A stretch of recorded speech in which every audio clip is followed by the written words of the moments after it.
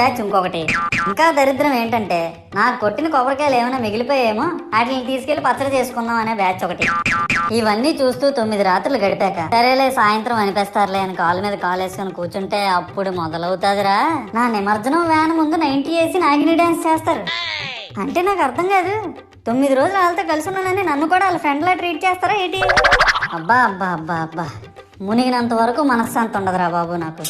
అంటే ఆ మాత్రం హడావుడి లేకపోతే నీ గొప్పతనం 10 మందికి ఎలా తెలుస్తుంది స్వామి? ఇవన్నీ నీకు గొప్పలాగా ఉన్నాయారా?